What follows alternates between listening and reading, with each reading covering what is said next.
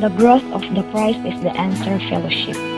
The best can be described as the fulfillment of prophecies, the manifestation of God's words in the midst of His people, or let's say, the best to describe it for easy understanding as the manifestation of God's command to Abram, that he should go and multiply.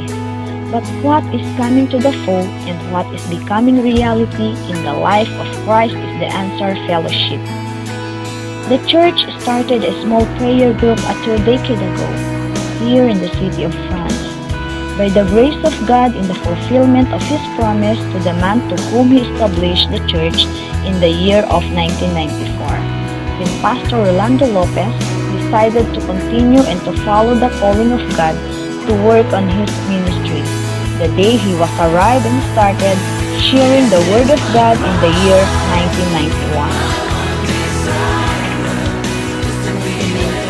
1991. May 8, dumating kami sa Bastille. Doon ang apartment nila, mga taga-Karamutan noon, doon kami dumiretso. Tapos kinalingguhan, doon kami nag-service sa Voltaire, Bastille. Tapos sumunod na linggo, doon na kami sa Bulon. Tapos kung saan yung mag-iimbita sa amin dahil wala pa naman kaming ano noon. Doon kami pumupunta. Halimbawa, meron mga kaibigan namin sa Montreuil, isang linggo doon. Tapos sa New Year, isang linggo doon. Tapos kung sa Overcam, isang linggo doon. Bali, ang mga kamag-anak nila, pastor noon nandito na sila. Once a month na sa Montreuil, once a month sa Overcam, once a month sa New Year, tapos once a month naman sa Bastille. Kaya bali isang buwan yung palipat-lipat doon. Hanggang sa kinuha namin yung Voltaire dahil nag-uwian na yung mga iba. Kinuha namin yung Bastille na parang ginawa namin doon ang service namin every Sunday. Tapos doon na rin ang practice namin, devotion sometimes, doon na rin kami. Tapos nagawa na yung group by group na Montreuil, Overcam, nag-isa-isa na kami doon. Sa tuwing linggo na doon kami nagsimula 1994 yata kung hindi ako. Maraming hirap, maraming luha si pastor at saka yung misis niya.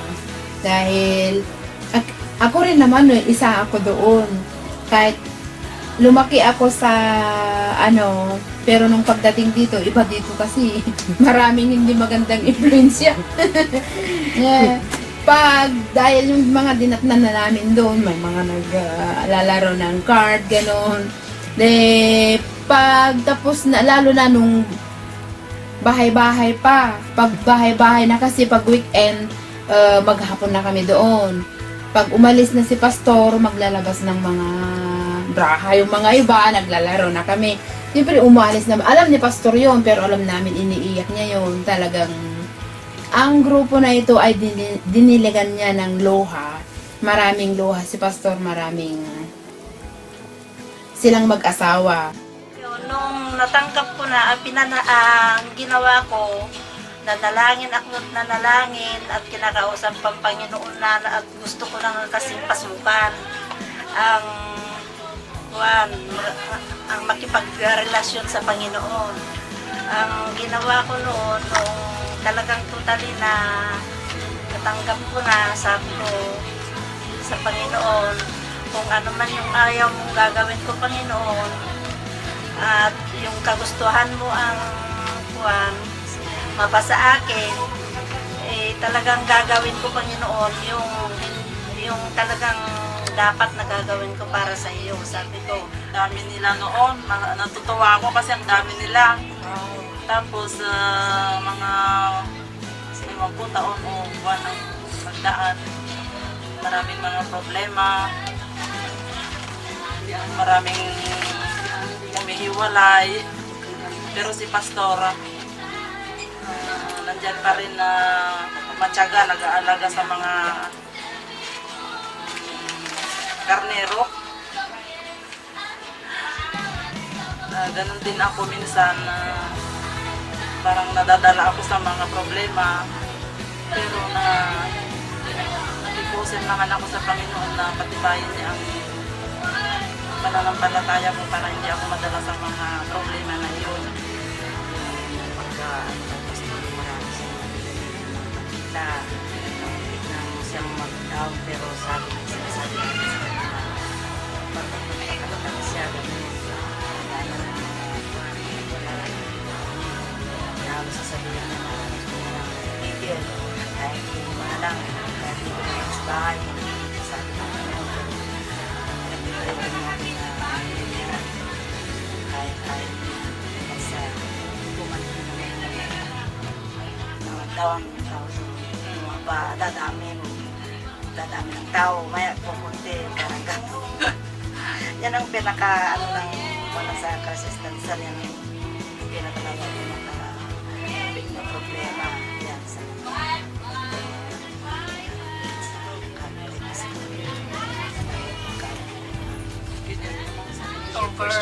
October 24, 2006, niyaya ako ni Sister Nelly, sabi niya, mamasyal ka.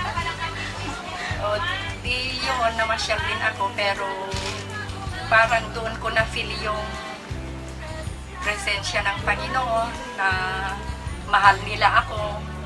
Kaya hanggang ngayon, 2014, nandito pa rin ako.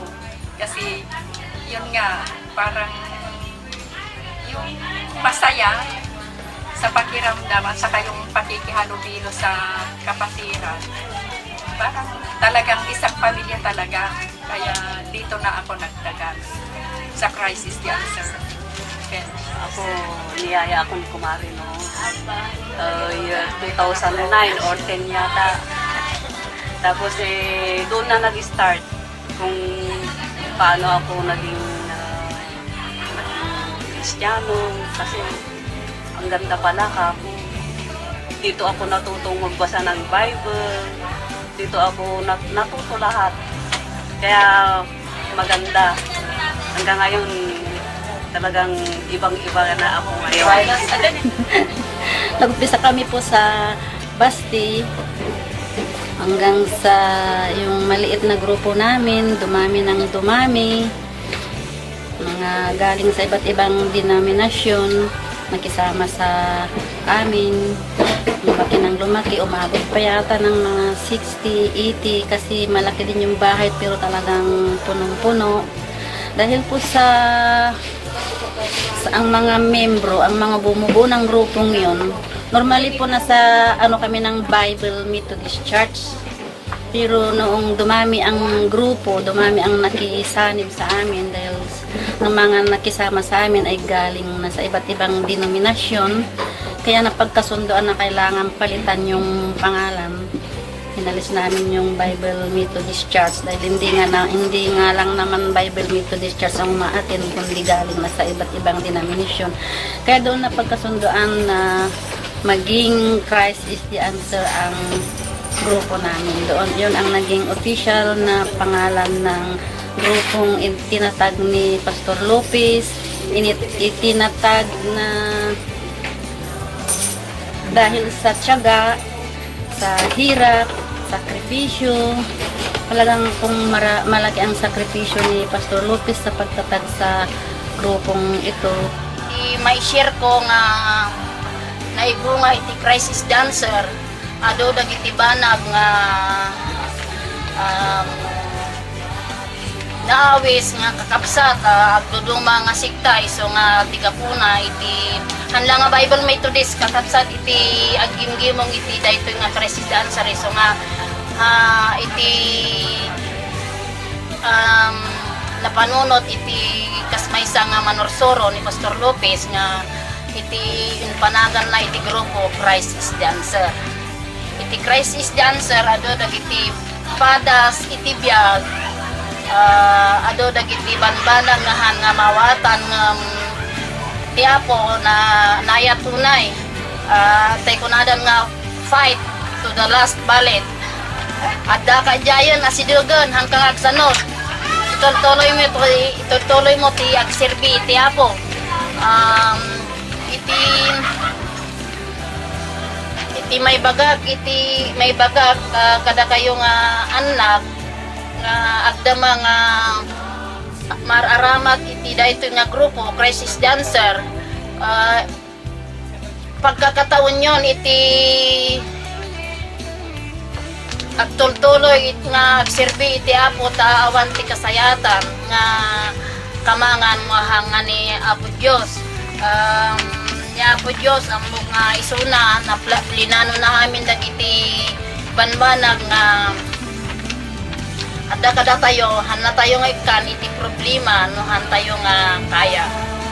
So nga ni Apo Dios nagsayaat akas iti kada ni James kada tayo tatta nga grupong ni Apo Dios plinano na amin dagiti paspasama nga no adda iti tud na nga problema ambog nga ti Apo na samsamit pa iti panagserbi tayo kinkuana tanhan na tayo nga ikan ti problema han tayo nga mo isuna nga kamanga. Po rin ang Panginoon sa hapong ito, isang pagkataon na kayo po ay makasama ko sa ika-20 anibersaryo ng Iglesia Church Dancer Fellowship with that long period of time for 20 years na ngayon because it's 20th year anniversary. Totoo nga po na mula sa simula ang hirap pong sabihin po ang mga pinagdaanan po ng church. Totoo nga po yung mga problema, yung mga pagkataon na parang may mga bagyo na dumating. Ngunit ang nakikita ko po doon ay ang Diyos pa rin ay nandun. Hindi namin binitiwan ang aming pananampalataya sa Panginoon at hindi naman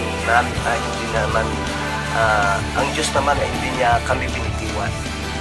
Kaya sa araw na ito kami po ay galak na galak. Ang aming puso po ay lubos na pagsamba sa ating Diyos na patuloy sana sa pagpasok na naman uli ng ikatlong dekada ng Crisis Dancer Fellowship ay ang bawat isa po na nandito sa iglesia ay sana nga po ay we will have to join hands in hands together. May naalala ko po yung sabi po ng isang awitin na sabi po doon sa mga halakhak sama-sama, sa mga bawat iyak ay sama-sama pa rin. Sometimes we share together, sometimes we cry, sometimes we laugh together, heartache and sigh. Ngunit ang pinakakoro, iyan po ang partis ng pamilya ng Diyos. Angat po ng Crisis Dancer Fellowship bilang isang pastor ay patuloy na ang Panginoon po na ngayon ay sa pagpasok po ng another sa ikatlong dekada po ay mas mainit ang aming naramdaman. Mas clear po ang focus, ang goal na kami po ay going on serving the Lord na huwag naming bigyan po ng puwang ang diablo na siyang sumira po sa aming dedikasyon, sa aming puso na to win more souls for God, hoping na sa itong another 10 years again sana nga po ay nandito pa ako, but how I wish God will have to give me more grace and more health. It's my prayer and it's my prayer and the petition to God na sana po and we'll have to make a double time for the glory of God. Kaya sa araw nito, before I leave, I will have to say thank you sa mga tao po na sila po ay hawak kamay, mga tao po na sila po ay palaban, mga tao po na sila po ay talagang kasama na sa pag-usad po ng pagtutupad po ng ating vision sa Panginoon ay kasama po sila.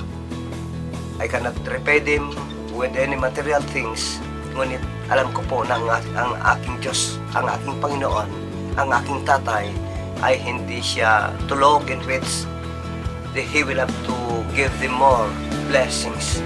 Pagpalain sana ang kanilang mga pamilya, pagpalain sana ang kanilang mga trabaho, pagpalain sana ng Panginoon ang material blessings. Not only that one, but we are looking forward for the promise na God had given unto us na may eternal promise po ni God. So to God be the glory sa araw nito, and our prayers will reach unto the throne of grace upang sa araw nito ay makita at maramdaman po natin ng tunay celebration ay nakasalalay po sa kamay, presensya, kapangyarihan at ang kapayapaan po ng Panginoon. Amen. Amen. The journey has not yet come to an end and is still taking up all the chances that one day many people, many souls can bring to the throne of God. The story of how God started a new church in 1994 with a passion to reach people with the truth of God's Word. It's been 20 years of growth and restoration. The house of God is only begun. Christ is the Answer Fellowship taking its journey with this new generation to serve God without any reservation, no limitation.